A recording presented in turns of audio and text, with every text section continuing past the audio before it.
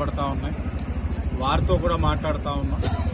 మాట్లాడి ఎక్కడ ఇబ్బంది లేకుండా ఈ రోడ్లన్నింటినీ కూడా ఎస్టిమేట్స్ ఏమని సంబంధించిన అధికారులకు చెప్పడం జరిగింది. అలాగే పారిశుధ్యాన్ని కూడా మెరుగుపరచాలన్నది స్థానికులందరి యొక్క విజ్ఞప్తి. అది కూడా పారిశుధ్య కార్మికులకి ఆ సంబంధించిన అధికారులకు కూడా వారి యొక్క ఆలోచనలు తెలియజేశాం.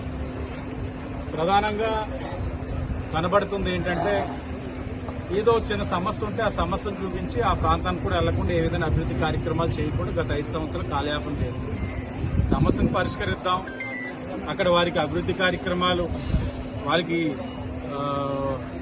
ఉపయోగపడేటట్లు చేద్దామన్న ఆలోచన వాళ్ళకి లేదు. మా నాయకులందరూ కూడా చెప్పాం, అక్కడ ఏ చిన్న సమస్య ఉన్నా చర్చించమని చెప్పి అక్కడ ఏ సమస్య లేకుండా చూడడం. అలాగే భాస్కర్ నగర్ సొసైటీ పరంగా కూడా కొన్ని సైట్ సమస్యలు కూడా చెప్తున్నారు. స్థానికంగా కూడా వాళ్ళందరినీ కూడా కూర్చొని వారి సమస్యలన్నింటినీ పరిష్కరించుకొని దిశకు వచ్చిన తర్వాత దాన్ని